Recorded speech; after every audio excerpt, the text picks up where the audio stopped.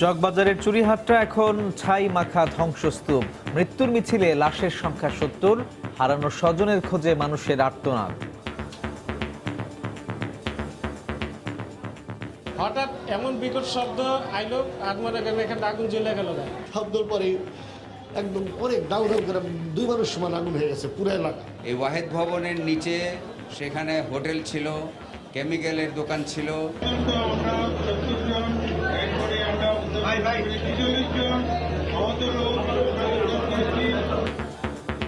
২৭টি লাশ শনাক্ত, ময়নাতদন্ত শেষে আজ থেকেই হস্তান্তর। আমরা এখনো বুঝে পাইনি। আমার আঙ্কেল হয়, তারা 2 বন্ধু, একজন ফালায় একদিকে আবার সারা যাবে, একজনের হাত হয়েছে, অনেক তো মারা গেছে। এই লাশগুলোকে একেবারে শনাক্ত করা যাচ্ছে না। তাদেরকে আমরা ডিএনএ স্যাম্পল কালেক্ট করব, চিনা যাচ্ছে। তাদেরকে আমরা প্রথমে তাদের আত্মীয় স্বজনের মাধ্যমে অথবা তাদের ফিঙ্গারপ্রিন্ট নিব। দেখছিলেন প্রধান শিরোনাম।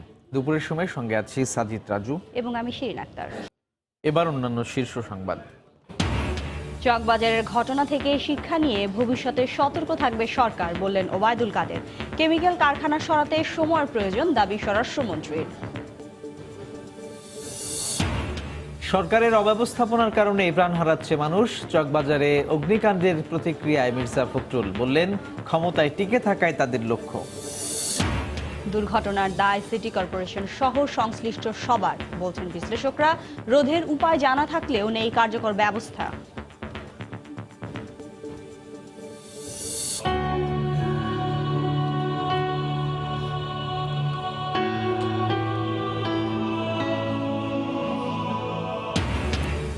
একুশের প্রথম প্রহরে ভাষা শহীদদের প্রতি রাষ্ট্রপতি ও প্রধানমন্ত্রীর শ্রদ্ধা।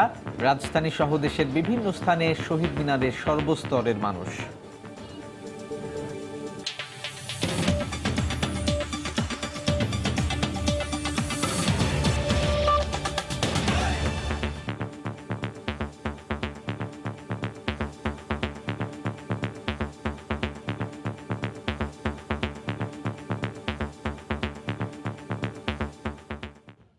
রাজধানীর চকবাজারে দেশের অন্যতম ভয়াবহ আগুনের ঘটনায় এখন পর্যন্ত নারী ও শিশুসহ ৭০ জনের লাশ উদ্ধার করা হয়েছে। আহত হয়েছেন বহু মানুষ। ফায়ার সার্ভিসের ৩৭টি ইউনিটের প্রায় ১২ ঘন্টার চেষ্টায় সকাল ১১টার দিকে আগুন নিয়ন্ত্রণে আসে। এর কিছুক্ষণ পরই উদ্ধার অভিযান সমাপ্ত ঘোষণা করা হয়। এ ঘটনায় শোক জানিয়েছেন রাষ্ট্রপতি ও প্রধানমন্ত্রী।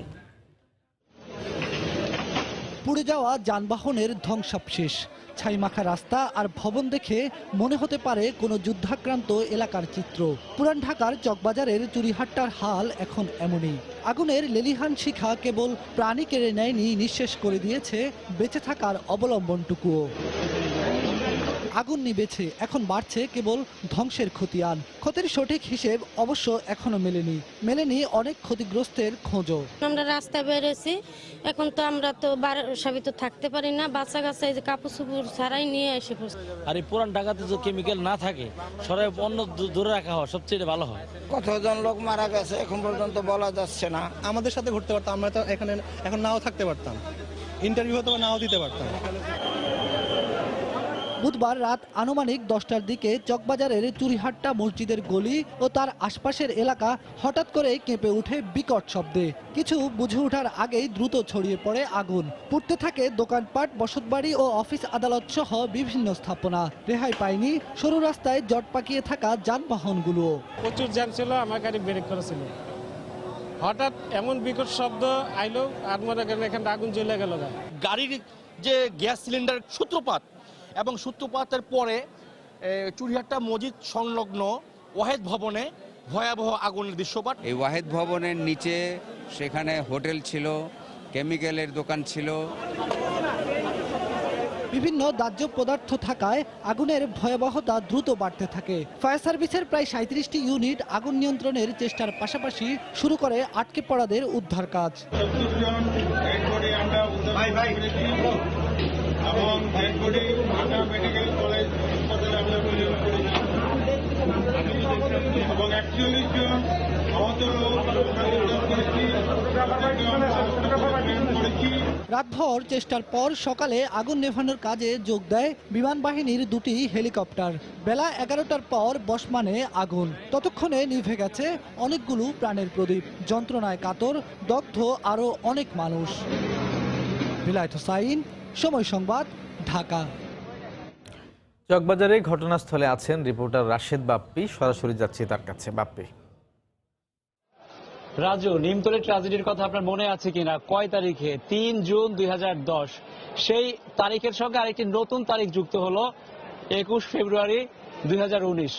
এই শুধু তারিখই কিন্তু যুক্ত হয়, আসল ঘটনা, আসল যে ফলাফল সেটি কিন্তু আমরা দেখি না। অর্থাৎ এই যে দুর্ঘটনা ঘটলো, এই দুর্ঘটনা থেকে যে শিক্ষা নেওয়ার কথা, সেই শিক্ষা যদি আমরা নিতাম, অর্থাৎ নিমতলী ট্র্যাজেডি থেকে যদি শিক্ষা নেওয়া হতো, তাহলে এরকম দুর্ঘটনা ঘটতো কিনা সেটি কিন্তু সন্দেহ আছে। কারণ আমরা দেখতে পাচ্ছি নিমতলী ট্র্যাজেডিতে যে ভয়াবহ অগ্নিকাণ্ডের ঘটনা ঘটেছিল, যেখানে 124টি তাজা প্রাণ বলি দিতে হয়েছিল আমাদের, সেই ঘটনার সঙ্গে কিন্তু এই ঘটনার যথেষ্ট মিল রয়েছে। সেই সময় আমরা দেখেছিলাম যে ভয়ঙ্কর বিকট আওয়াজ এবং সেই আগুন দ্রুত সর্বত্র ছড়িয়ে পড়েছে। আজকের এই চকবাজারের দুর্ঘটনার ক্ষেত্রে একই বিষয় আমরা দেখতে পাচ্ছি। যখনই অগ্নিকাণ্ডের ঘটনা ঘটেছে তখন কিন্তু বিকট শব্দে একটি বিকট শব্দ হয়েছে এবং সর্বত্র আগুন ছড়িয়ে পড়েছে। এই আগুনের থেকে কিন্তু বাদ যায়নি কেউ। সড়কে যারা ছিলেন, অর্থাৎ সেই সময় রাত 10টার পরে অগ্নিকাণ্ডের ঘটনা ঘটে, তখন সড়কে যারা ছিলেন, যানবাহনে যারা ছিলেন, তারা সবাই কিন্তু সেখানেই দগ্ধ হয়ে মারা গিয়েছেন এবং যারা বদ্ধ ঘরে ছিলেন তাদের অবস্থাও কিন্তু করুণ পরিণতি হয়েছে। আমি একটু জানাই, এখন থেকে প্রায় 1 ঘন্টা আগে এই যে উদ্ধার অভিযান চলছিল, সেই অভিযান সমাপ্ত ঘোষণা করেছেন ঢাকা দক্ষিণ সিটি কর্পোরেশনের মেয়র সাইদ খোকন। তবে ফায়ার সার্ভিসের পক্ষ থেকে কিন্তু এখনো তেমন কোনো আমরা নির্দেশনা পাইনি, যদিও সাইদ খোকন বলেছেন যে 3টে ইউনিট ফায়ার সার্ভিসের এখানে অপেক্ষমান থাকবে এবং সেই ইউনিট চেষ্টা করবে এরপরেও যদি কোনো ঝামেলা হয়, যদি কোনো সমস্যার মধ্যে পড়ে, অর্থাৎ আমরা কিন্তু মাঝে মাঝে ধোঁয়া কিন্তু এখনো দেখতে পাচ্ছি, আমার মাথার উপরেও কিন্তু ধোঁয়া রয়েছে। এই ধোঁয়ার কুণ্ডলী অথবা যদি হুট করে কোনো ধরনের অনাকাঙ্ক্ষিত ঘটনা ঘটে যায়, সেই অনাকাঙ্ক্ষিত ঘটনা রোধের জন্য 3টি ইউনিট থাকবে। যদিও সামগ্রিকভাবে তারা এই উদ্ধার অভিযান শব্দ ঘোষণা করেছেন এবং বলেছেন সাইদ খোকন, ঢাকা দক্ষিণ সিটি কর্পোরেশনের মেয়র, যে 70 জনের মতো প্রাণহানি ঘটেছে। এই বিষয়টি তিনি আনুষ্ঠানিকভাবে জানিয়েছেন এবং এই অভিযান সমাপ্তির ঘোষণা করেছেন 11 ঘন্টা পর। এই 11 ঘন্টা ব্যাপী যদি আমি একটু পেছনে ফিরে যাই, যখন আগুন লাগে সে তখন থেকে একদম সকাল হওয়া পর্যন্ত, সকালের আলো ফোটা পর্যন্ত কিন্তু আমরা দেখেছি আগুন নেভানোর কাজেই কিন্তু ব্যস্ত ছিলেন ফায়ার সার্ভিসের কর্মীরা এবং সকালের আলো ফোটার পর আগুন নেভানোর প্রক্রিয়া তখনও বন্ধ হয়নি, আগুন নেভানোর কাজ কিন্তু চলেছে।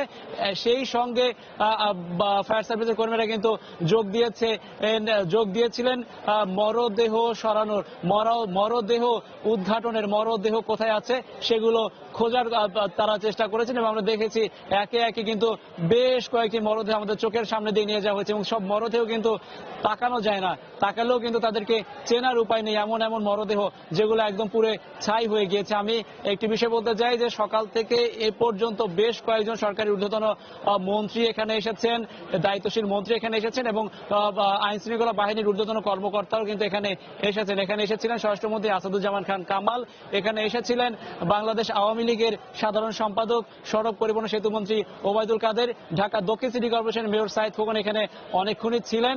একই সঙ্গে আমি বলতে চাই এখানে ফায়ার সার্ভিসের যে মহাপরিচালক আছেন তিনিও ছিলেন। সার্বিকভাবে তারা সবাই দেখভাল করেছেন। তবে একটা বিষয় কিন্তু আমাদের বলতেই হবে, এই সাধারণ মানুষের কিন্তু একটা দাবি কিন্তু রয়েছে। সাধারণ মানুষ বলছেন সাধারণ মানুষ যে একটা সময় সবার দাবি ছিল যে এই যে পুরান ঢাকার যে অলিগলিতে এই যে আবাসিক এলাকার মধ্যে যে বাণিজ্যিক প্রতিষ্ঠান গড়ে ওঠে, কেমিক্যালের গোডাউন পাওয়া রয়েছে, সেই গোডাউন কিন্তু সরানোর জন্য বারবার কিন্তু মানুষের দাবি ছিল এবং সিটি কর্পোরেশনের পক্ষ থেকে কিন্তু বারবার চেষ্টা করা হয়েছে। গত সোমবারও কিন্তু অভিযানে নামা হয়েছিল, কিন্তু সেই অভিযানের অল্প কয়েকদিনের মাথায় কিন্তু এই হতাহতের ঘটনা ঘটেছে। অর্থাৎ সাধারণ মানুষ বলছেন যে লোক দেখানো অভিযান চলে, আসলে বাস্তবায়নের যে বিষয়টি, সঠিকভাবে কঠোরভাবে যে বাস্তবায়নের বিষয়টি, সেটি কিন্তু সাধারণ মানুষ দেখতে পান না এবং সাধারণ মানুষ অভিযোগ করেছেন, দুঃখ প্রকাশ করেছেন, ক্ষোভ প্রকাশ করেছেন। এই সাধারণ মানুষ ক্ষোভ প্রকাশ করেই বলেছেন যদি কঠোরভাবে এই বিষয়গুলো দমন করা হতো তাহলে মনে হয় এত বড় দুর্ঘটনা ঘটতো না। যদিও সাধারণ মানুষের কিন্তু সচেতনতার একটা বিষয় রয়েছে, সাধারণ মানুষ কেন এই ব্যবসার সঙ্গে জড়াচ্ছেন এবং একই সঙ্গে আবাসিক ভবনের মধ্যে কেন এই কেমিক্যালের সামগ্রীগুলো তারা রাখছেন। তারপর আমি বলতে চাই, এই যে ভয়াবহ দুর্ঘটনা ঘটেছে, এরকম অনাকাঙ্ক্ষিত দুর্ঘটনা যেন আর না ঘটে সেই বিষয়ে সবাই তৎপর হবেন, এমন আশাবাদ আমরা করতেই পারি। কিন্তু রাজু, এই ছিল আমার কাছে এখানকার সবশেষ খবর। চকবাজার থেকে যোগ দিয়েছিলেন সহকর্মী রাশেদ বাপ্পি। দাহ্য পদার্থ ও অনেকগুলো গ্যাস সিলিন্ডার বিস্ফোরণ হওয়ায় চকবাজারের আগুন নিয়ন্ত্রণে আনতে সময় লেগেছে বলে জানিয়েছেন পুলিশ মহাপরিদর্শক জাবেদ পাটোয়ারি। ঘটনাস্থল পরিদর্শন করে এই কথা জানান তিনি। এখানে প্রচুর কেমিক্যাল গোডাউন রয়েছে আশেপাশে, এবং যেই সকল বিল্ডিংয়ে অ্যাডজেসেন্ট বিল্ডিংগুলোতে কেমিক্যাল গোডাউন রয়ে গেছে, এখানে কেমিক্যালের বিভিন্ন উৎপাদন তৈরি হয় বলে আমরা দেখতে পেলাম। একটি গাড়িতে এখানে পিকআপে অনেকগুলো গ্যাস সিলিন্ডার ছিল, যেগুলো এখানে এসেছিল বিভিন্ন হোটেল, রেস্টুরেন্ট এবং অন্যান্য জায়গায় ডেলিভারি দেওয়ার জন্য। এই সকল কারণেই কিন্তু আগুনটা খুব দ্রুত ছড়িয়ে পড়ে। সড়ক পরিবহন ও সেতুমন্ত্রী ওবায়দুল কাদের বলেছেন, গতরাতে দুর্ঘটনা থেকে শিক্ষা নিয়ে সরকার ভবিষ্যতে সতর্ক থাকবে। এই ঘটনায় ক্ষতিগ্রস্তদের সহায়তা দেওয়া হবে বলেও জানান তিনি। সকালে চকবাজারের চুরিহাটা এলাকার ঘটনাস্থল পরিদর্শনে যান ওবায়দুল কাদের ও স্বরাষ্ট্রমন্ত্রী আসাদুজ্জামান খান কামাল। এ সময় স্বরাষ্ট্রমন্ত্রী বলেন, পুরান ঢাকা থেকে কেমিক্যাল কারখানা সরিয়ে নিতে আরও সময় প্রয়োজন। ঢাকার যে চিত্র, এখানকার চলাচল, ঘরবাড়ির যে চিত্র, এখানে দ্রুত কোনো ব্যবস্থা নেওয়া খুবই কঠিন ব্যাপার। তারপরেও সরকার কিন্তু কোনো প্রকার লেথার্জি, আলস্যের পরিচয় দেয়নি, ব্যবস্থা তখনও নিয়েছে।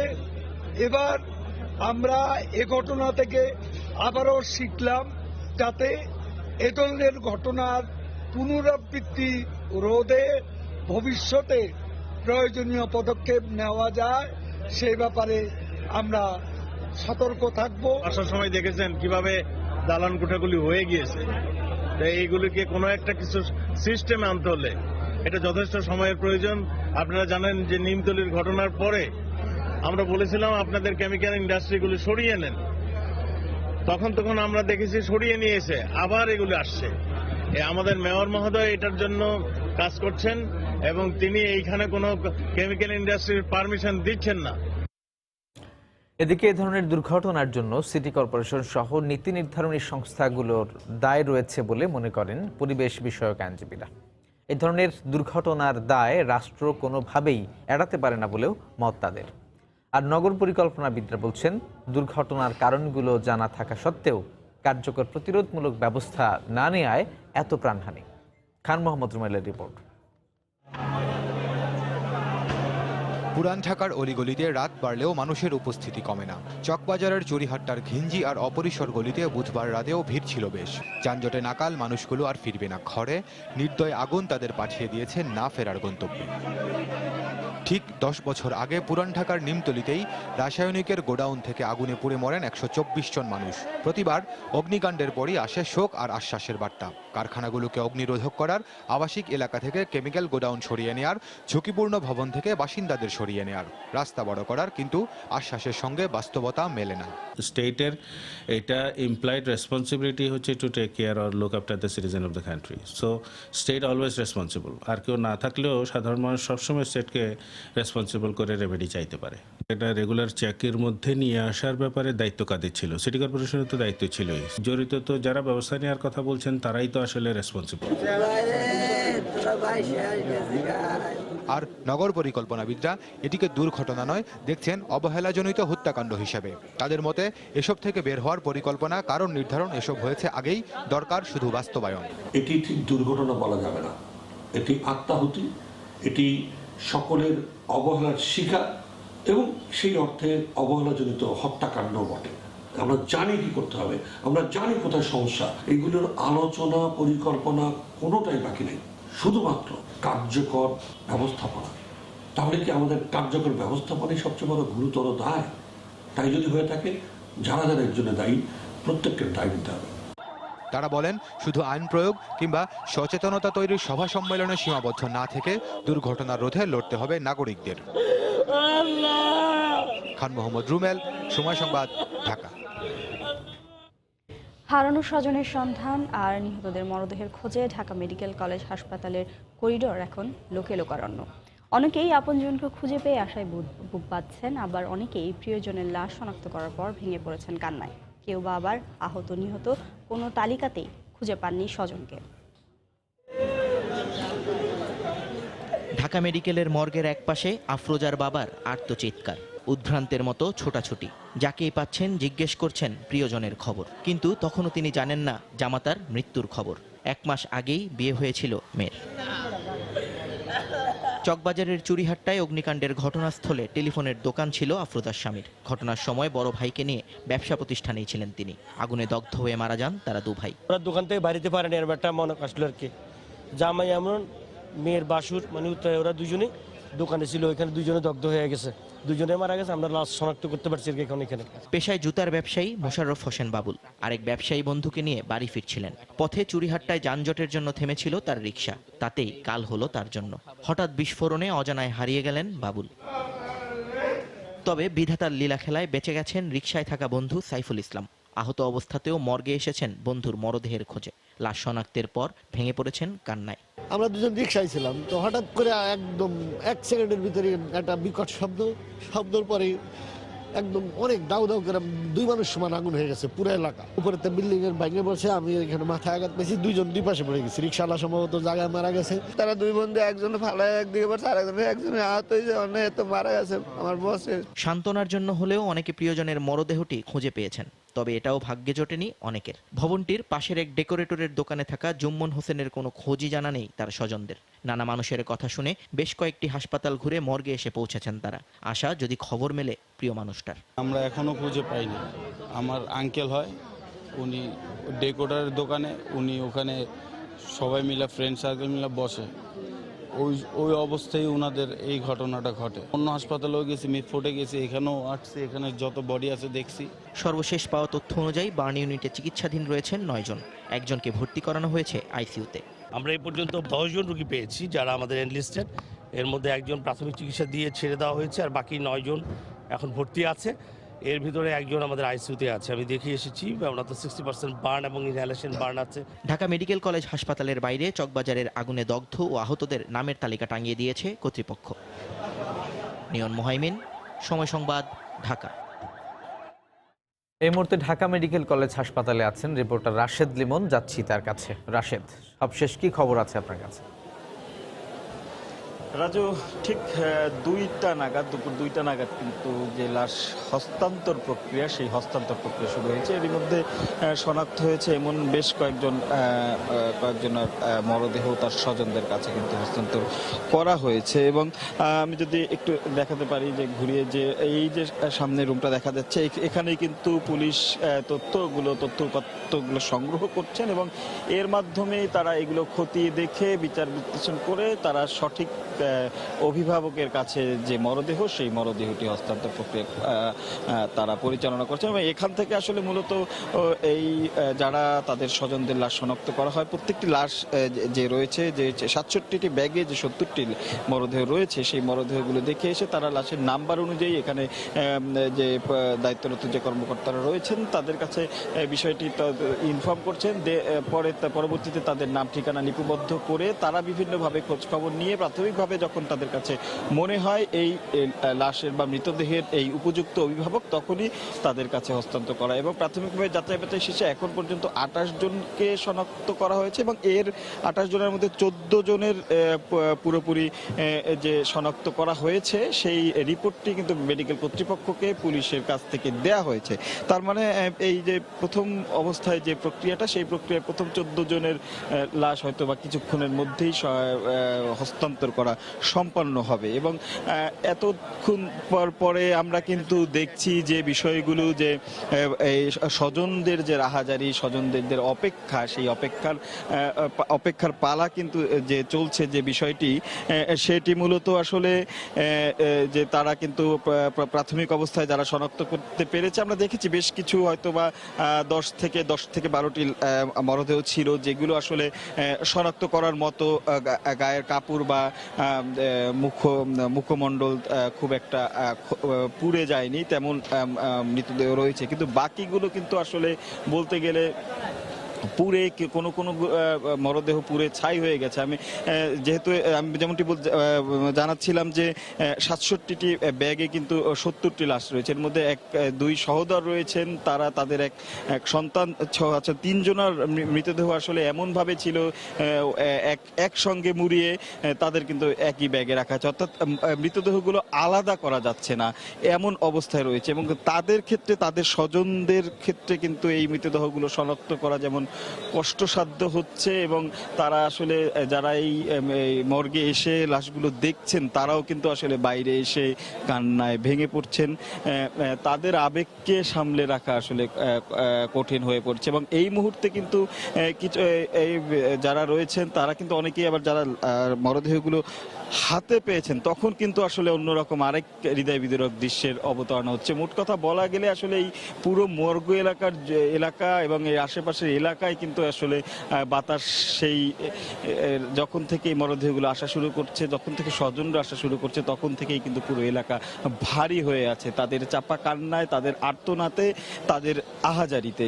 এবং সেই বিষয়গুলো কিন্তু এখনো কিন্তু দেখতেই পাচ্ছেন যে কফিনগুলো নিয়ে যাওয়া হচ্ছে। যারা আসলে শনাক্ত করেছেন, যারা প্রক্রিয়ার মধ্যে আছেন, তারা আসলে কিন্তু এরই মধ্যে প্রস্তুতি নিয়েছেন মরদেহগুলো কিভাবে সরিয়ে নিয়ে যে যার মতো বাড়িতে নিয়ে যাওয়া। কিন্তু এখনো কিন্তু অনেকেই রয়েছেন, আমি যেমনটি বলছিলাম মোটামুটি 28 জনের মতো যাদের শনাক্ত করা গিয়েছে, বাকিদের কিন্তু এখনো শনাক্ত করা যায়নি। এবং তাদের কিন্তু আসলে এই স্বজনদের কিন্তু যে তাদের যে আর্তনাদ, তাদের যে আকুতি, সেটা আসলে সহ্য করার মতো নয়। কারণ তারা কিন্তু আসলে এখনো নিশ্চিত হতে পারছেন না। কেউ আমরা দেখেছি বারবার দফায় দফায় গিয়ে হাসপাতালের বার্ন ইউনিটে যে আহতজন রয়েছে তারা এখনো সেই প্রিয়জনকে যদি খুঁজে পাওয়া যায় সেই আকুলতায় কিন্তু এখনো বারবার সেই আহতদের মাঝে খুঁজে যাচ্ছেন, খুঁজে ফিরছেন তাদের প্রিয় মুক্তি। কিন্তু তারপরও সেখানে না পেয়ে কিন্তু তারা আবারও কিন্তু এই মর্গে আসছেন, দফায় দফায় এই ভেতরে গিয়ে চেষ্টা করছেন কোনোভাবে কোনো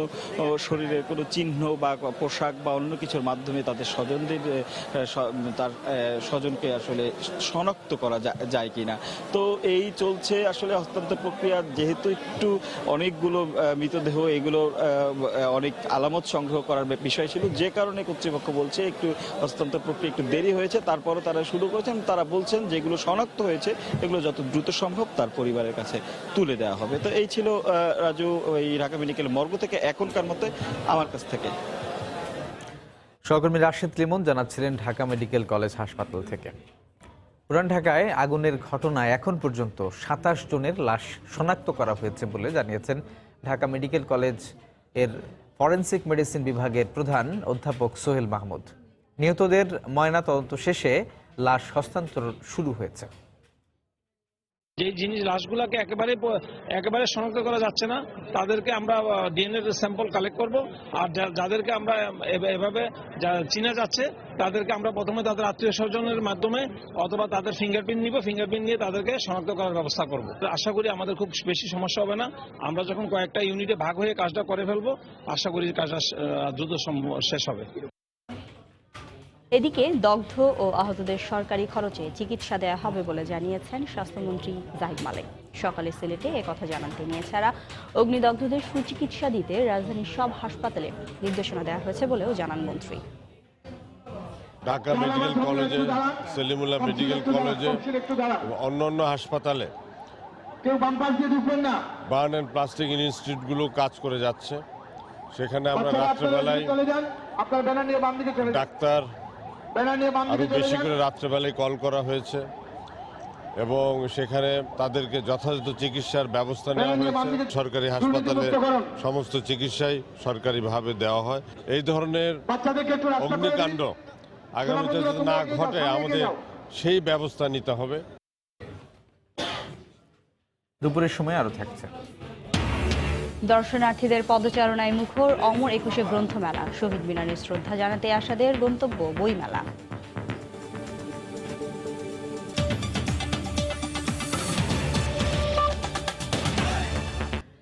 সরকারের অব্যবস্থাপনার কারণেই মানুষ প্রাণ হারাচ্ছে বলে মন্তব্য করেছেন বিএনপি মহাসচিব মির্জা ফখরুল ইসলাম আলমগীর।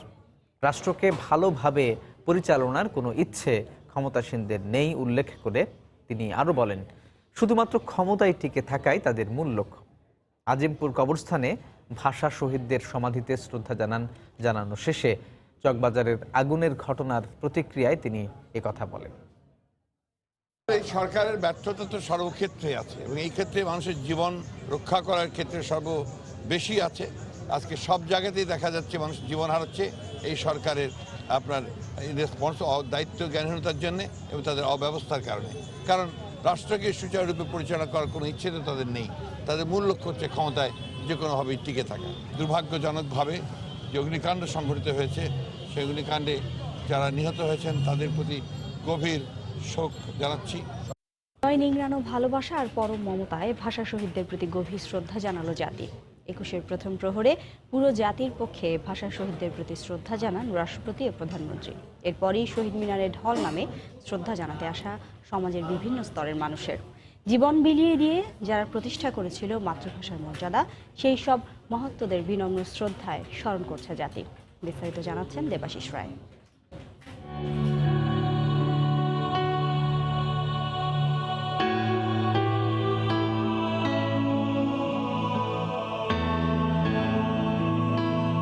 জাতির যে বীর সন্তানদের রক্তে শৃঙ্খল মুক্ত হয়েছিল দুঃখিনী বর্ণমালা আর মায়ের ভাষা বাংলা, বীর সেই সৈনিকদের অবদান ও সংগ্রামের দিনগুলোকে স্মরণ করল বাংলাদেশ। কৃতজ্ঞতার অর্ঘ্য নিবেদন করল বিনম্র শ্রদ্ধায়। আর তাই ২১-এর প্রথম প্রহরে জেগে উঠেছিল কেন্দ্রীয় শহীদ মিনার। পুরো জাতির পক্ষে ২১-এর প্রথম প্রহরে ভাষা শহীদদের প্রতি শ্রদ্ধা জ্ঞাপন করেন রাষ্ট্রপতি মোহাম্মদ আব্দুল হামিদ এবং প্রধানমন্ত্রী শেখ হাসিনা। শহীদ বেদিমূলে কিছু সময় নীরবতায় রাষ্ট্রপ্রধান ও সরকার প্রধান শ্রদ্ধা জানান ভাষার কারিগরদের। পরে কেন্দ্রীয় নেতৃবৃন্দকে পাশে নিয়ে শহীদ বেদিতে ফুল দেন আওয়ামী লীগ সভাপতি শেখ হাসিনা।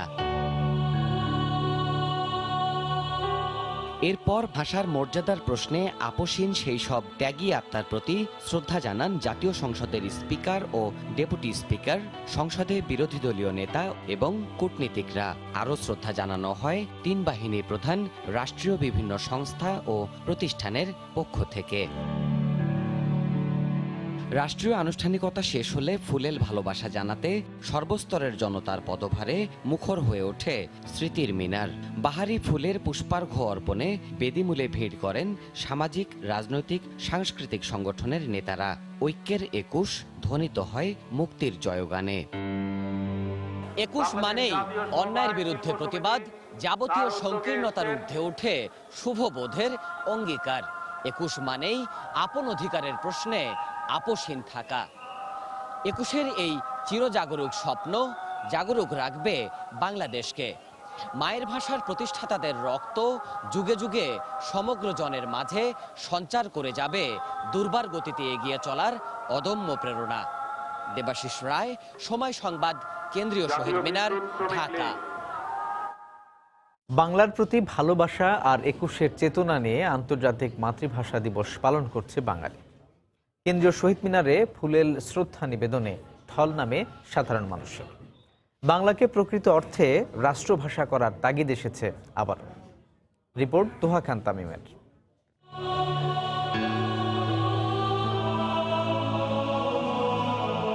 পলাশিমুল রাঙা ফাগুনে মায়ের ভাষার দাবিতে লাল হবে পিচ ঢালা পথ, তা কে জানত? সেই রঙের আখরেই বাংলার লেখা হয়েছে ইতিহাস। যুগ যুগান্তরে মুখে মুখে ফিরছে গৌরবের কথন। ভোরের আলো না ফুটতেই জনস্রোত। ৬৭ বছর আগে যারা মুখের ভাষা কেড়ে নিতে দেয়নি, তাদের স্মরণে স্মৃতির মিনারের সামনে শ্রদ্ধা অবনত বাঙালি। দীর্ঘ সারিতে দাঁড়িয়ে শহীদ মিনারের বেদিমূলে ফুল দিয়েছেন সর্বস্তরের মানুষ। শোক শক্তি হয় ২১-এর প্রেরণায়, জেগে ওঠে নতুন দিনের স্বপ্ন। রক্ত দিয়েছিল বলে আজকে আমরা এই স্বাধীনতা পেয়েছি, ভাষা পেয়েছি, মাকে ডাকছি। মাতৃভাষা বাংলায় কথা বলি, এর চেয়ে মধুর ভাষা আর হয় না। যারা এই আমাদের দেশের জন্য এত কিছু করে গেছে, তারা যে ভাষাটাকে আমাদের এনে দিয়ে গেছে, সেই জন্য এটাকে দেখতে আসা। সংবিধানে সর্বস্তরে বাংলা প্রচলনের কথা থাকলেও উচ্চশিক্ষা সহ রাষ্ট্র কাঠামোর বিভিন্ন অংশে বাংলার ব্যবহার না থাকাকে অনুতাপের বিষয় বললেন বিশিষ্টজনরা। রাষ্ট্রভাষা বাংলা চাই, অর্থাৎ রাষ্ট্রের সর্বস্তরে বাংলার প্রয়োগ হবে, অবশ্যই আদালতে, সব জায়গায়, কিন্তু আমরা সেটা এখনো করতে পারি নাই। এর একটা অন্যতম সমস্যা হচ্ছে আমাদের উচ্চশিক্ষাটা এখনো আমরা বাংলা মিডিয়ামে করতে পারি নাই, কারণ আমরা বই পুস্তক রচনা করতে পারি নাই। আন্তর্জাতিক মাতৃভাষা দিবস এর মানে হলো বিশ্বের ক্ষুদ্র জাতিসত্তার যে মানুষগুলো আছে তাদের উন্নয়নেও আমাদের ২১ প্রেরণা দেয়। সেই কারণেই এটি শুধুমাত্র বাংলাদেশের বাঙালিদেরই শহীদ দিবস নয়, এটি আন্তর্জাতিক মাতৃভাষা দিবস। দিনটিকে কেবল পালনের গণ্ডিতে না বেঁধে ইতিহাস বিকৃত রোধ এবং আত্মশুদ্ধির আহ্বানও তাদের। বছরের স্বল্পতম এই মাস কিংবা শুধু এই দিনটিকে ঘিরে নয়, বাংলা ভাষার প্রতি ভালোবাসা থাকুক সারা বছর জুড়েই। বাংলা জীবনের সমস্ত আয়োজনে বাংলা থাকুক নির্মল আনন্দ হয়ে। কেন্দ্রীয় শহীদ মিনার থেকে তোহা খান তামিম, সময় সংবাদ, ঢাকা। সকাল থেকেই পাঠক দর্শনার্থী পদচারণায় মুখর অমর ২১ গ্রন্থমেলা। শহীদ মিনারে শ্রদ্ধা জানানোর পরই বেশিরভাগ মানুষ চলে আসেন বইমেলায়। সামাজিক সংগঠনের ব্যানারে শিক্ষা প্রতিষ্ঠান থেকে কিংবা পুরো পরিবার নিয়েই বইয়ের সঙ্গে সময় কাটিয়ে যান তারা। ২১শে ফেব্রুয়ারি সকাল ৮:৩০টায় খুলে বইমেলার প্রবেশদ্বার। মেলা প্রাঙ্গণে মানুষের উপস্থিতিও ছিল চোখে পড়ার মতো। পোশাকে ২১-এর চেতনা আর বইপ্রীতিতে গ্রন্থমেলা রূপ নেয় লেখক পাঠক সমাবেশে। শহীদ মিনার থেকে বইমেলায় এসেছি। বইমেলাতে কি সুন্দর বই, যতগুলো নতুন নতুন বই আছে সেগুলো কিনতে এসেছি। বিভিন্ন রকমের মুক্তিযোদ্ধাদের বই এবং ধার্মিক বই পড়ে আমার খুবই আনন্দ বোধ হচ্ছে। বইমেলায় আসছি আমার টিচারের সাথে, আমি নিজে একটা বই কিনেছি আর মিস আমাকে একটা বই কিনে দিয়েছে। বই পড়তে আমার খুবই ভালো লাগে, আমার টম এন্ড জেরি বেশি ভালো লাগে। চাকরিজীবী মহিলারা আমরা সময় দিতে পারি না, আজকে ছুটির দিনে তাদের নিয়ে ঘুরবো এবং তাদেরকে বই কিনে দেব। ছুটির দিনের সকালবেলায় বেশি ভিড় ছিল শিশু চত্বরে। সবারই প্রাথমিক গন্তব্য সিসিমপুরের চরিত্রগুলো দেখতে, তবে সরাসরি তাদের দেখা না পেলেও আনন্দে ভাটা পড়েনি। হালুম, টুকটুকি এবং সিসিমপুরের লোকজনকে দেখতে এসেছিলাম, কিন্তু তারা এখন আসেনি। এখানে বাচ্চাদের নিয়ে এসে ওরা যেভাবে উপভোগ করে, ওদের উপভোগটা আমাদের উপভোগ মনে হয় আর কি। আনন্দটাকে শুধু কম্পিউটারের মধ্যে বা ল্যাপটপের মধ্যে না রেখে বই পুস্তকের সাথে একটু সম্পৃক্ত করতে যাচ্ছি। স্টল গুছিয়ে ওঠার আগেই পাঠকের উপস্থিতিতে খুশি বিক্রেতারাও। অন্য দিনের তুলনায় লোকজন যেভাবে বাড়তেছে, মনে হচ্ছে যে অন্যান্য দিনের তুলনায় আজকে বিক্রিটা ভালো হবে এবং অনেক বাচ্চারা আসতেছে, এটা খুব ভালো লাগছে আর কি। আর কদিন বাদেই শেষ হবে প্রাণের মেলা, তাই বইয়ের সমারোহে যেন যতটা পারেন সময় কাটিয়ে নিচ্ছেন বইপ্রেমীরা।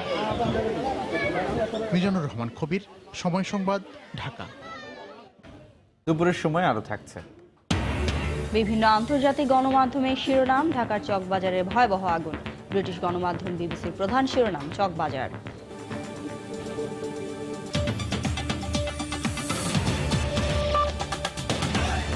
বরগুনায় মাদ্রাসার ছাত্রীকে ধর্ষণের মামলায় অভিযুক্ত শিক্ষককে বরিশাল থেকে গ্রেপ্তার করেছে র্যাব।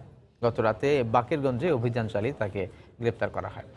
সকালে র্যাব ৮-এর বরিশাল কার্যালয়ের সংবাদ সম্মেলনে camp commander major Sheikh Nazmul Arifin জানান, তথ্য প্রযুক্তির সহায়তায় মাদ্রাসা শিক্ষক সাইফুল ইসলামের অবস্থান নিশ্চিত হন তারা। পরে বরিশাল কুয়াকাটা মহাসড়কে অভিযান চালিয়ে তাকে গ্রেপ্তার করা হয়। গত ২০ জানুয়ারি বরগুনায় ৮ম শ্রেণীর এক মাদ্রাসা শিক্ষার্থীকে ধর্ষণের অভিযোগ ওঠে শিক্ষক সাইফুলের বিরুদ্ধে। এ ঘটনায় ওই দিন সদর থানায় একটি মামলা করেন নির্যাতিতার বাবা। গত ২০ জানুয়ারি ২০১৯ তারিখে বরগুনা সদর থানায় একটা ৮ম শ্রেণীর মাদ্রাসা ছাত্রী ধর্ষণের অভিযোগে একটি মামলা করা হয় তার স্কুলেরই শিক্ষক সাইফুল ইসলামের বিরুদ্ধে। তো তখন থেকেই আমরা সাইফুল ইসলামকে ধরার চেষ্টা চালিয়ে যাচ্ছিলাম। পরবর্তীতে আমরা তাকে বরিশালের বাকেরগঞ্জ থেকে তাকে গ্রেপ্তার করতে সক্ষম হই। দেখছেন দুপুরের সময়। আবারও চকবাজার প্রসঙ্গ। আগুনের ঘটনায় নিহতদের লাশ ঢাকা মেডিকেল কলেজ হাসপাতাল মর্গ থেকে স্বজনদের কাছে হস্তান্তর চলছে। সে খবর জানতে চলে যাচ্ছি রিপোর্টার শাহরিয়া জামান দ্বীপের কাছে। দ্বীপ, শিরিন, এই মুহূর্তে আমি রয়েছি ঢাকা মেডিকেল কলেজ হাসপাতালের মর্গে এবং একটু জানিয়ে রাখতে চাই যে দুপুর 2টা থেকে এখানে যে 70টি মরদেহ এসেছিল সেই মরদেহগুলো স্বজনদের কাছে হস্তান্তর প্রক্রিয়া শুরু হয়েছে এবং যতটুকু আমরা জানতে পেরেছি এখান থেকে সর্বশেষ যে 35 জনের মরদেহ ইতিমধ্যেই শনাক্ত করা হয়েছে।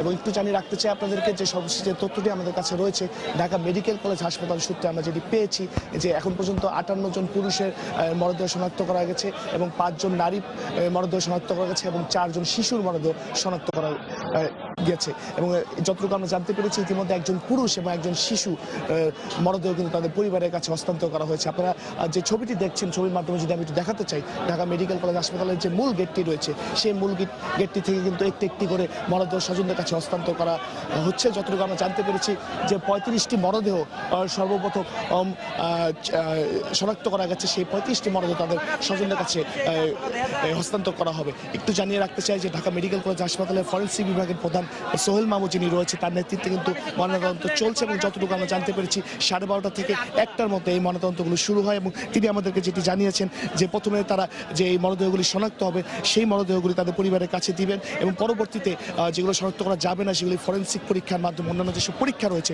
সেই পরীক্ষাগুলোর মাধ্যমে তারা কিন্তু সেগুলি স্বজনদের কাছে হস্তান্তর করবে। তারা যেটি বলেছে যেহেতু অনেকগুলি মরদেহ এখানে আছে সেহেতু তারা কয়েকটি গ্রুপে ভাগ হয়ে কাজটি করছে যাতে খুব অল্প সময়ের মধ্যে তারা এই কাজটি সহজে করতে পারেন। একটু জানিয়ে রাখতে চাই যে এর আগে আমরা যেটি দেখেছি যে এখানে যারা স্বজনরা এসেছেন, যাদের স্বজনরা মারা গিয়েছে তাদের কিন্তু একটি আইনশৃঙ্খলা বাহিনীর সদস্যরা তাদেরকে তাদের একটি লিস্ট করেছে এবং এই লিস্ট অনুযায়ী কিন্তু তাদেরকে মরদেহগুলো হস্তান্তর করা হবে। এবং সোহেল মাহমুদ আমাদেরকে যেটি বলেছেন যে প্রত্যেকটি মরদেহের মধ্যে একটি নির্দিষ্ট নাম্বার দেওয়া আছে, সেই নাম্বার অনুযায়ী তার স্বজনরা তাদের খুঁজে বের করতে পারবেন এবং খুঁজে বের করে কিন্তু তাদেরকে এই মরদেহগুলি হস্তান্তর করা হবে। এখান থেকে আসলে সর্বশেষ যে তথ্যটি আমার কাছে রয়েছে যে ঢাকা মেডিকেল কলেজ হাসপাতাল কর্তৃপক্ষ যেটি বলেছিল যে স্বল্পতম সময়ের মধ্যে যে মরদেহগুলি স্বজনদের কাছে হস্তান্তর করা হবে সেটির প্রক্রিয়া হিসেবে কিন্তু দুপুর 2টা থেকে এখানে স্বজনদের কাছে তাদের স্বজনদের যে মরদেহ আছে সেই মরদেহ হস্তান্তর প্রক্রিয়া শুরু হয়েছে এবং এটি এখনো চলছে। তো এই শিরিন, এই ছিল আসলে আমার কাছে এখান থেকে সর্বশেষ তথ্য। আগুনের ঘটনায় নিহতদের লাশ শনাক্ত ও স্বজনদের কাছে হস্তান্তরের খবর জানাতে ঢাকা মেডিকেল কলেজ হাসপাতালের মর্গ থেকে আমাদের সঙ্গে যোগ দিয়েছিলেন রিপোর্টার শাহরিয়া জামাতি। রাজধানীর চকবাজারে ভয়াবহ আগুনের খবর প্রধান শিরোনাম করেছে আন্তর্জাতিক বিভিন্ন গণমাধ্যম। ব্রিটিশ গণমাধ্যম বিবিসিকে এই ঘটনার প্রধান শিরোনাম করে ক্ষণে ক্ষণে আপডেট দিতে দেখা যায়। ব্রিটিশ আরেকটি গণমাধ্যম ডেইলি মেইলও শিরোনাম করে চকবাজারের আগুন। কাতার ভিত্তিক গণমাধ্যম আল জাজিরায় খবরটিকে ব্যানার হেডলাইন করা হয়। এছাড়া ভারতের এনডিটিভি, মার্কিন গণমাধ্যম নিউ ইয়র্ক টাইমস, জার্মানির ডয়েচে ভেলে, সিঙ্গাপুরের চ্যানেল নিউজ এশিয়াও গুরুত্ব দিয়ে সংবাদটি প্রচার করে। খবরে বাংলাদেশের ইতিহাসে একে ভয়াবহতম অগ্নিকাণ্ড হিসেবে উল্লেখ করা হয়। বুধবার রাতে চকবাজারে কেমিক্যাল গোডাউনে আগুনে বহু মানুষ হতাহত হন।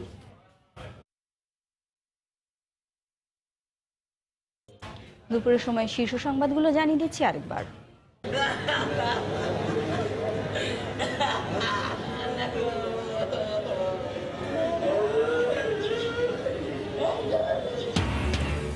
চকবাজারের চুরিহাটটা এখন ধ্বংসস্তূপ।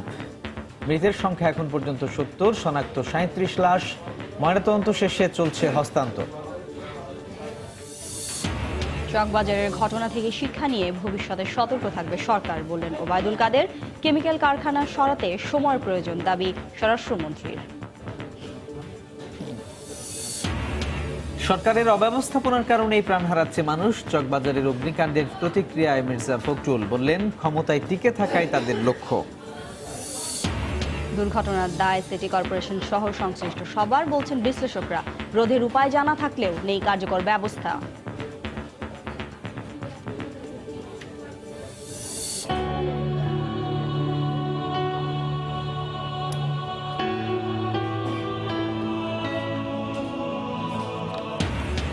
একুশের প্রথম প্রহরে ভাষা শহীদদের প্রতি রাষ্ট্রপতি ও প্রধানমন্ত্রীর শ্রদ্ধা। রাজধানী সহ দেশের বিভিন্ন স্থানে শহীদ মিনারে সর্বস্তরের মানুষ।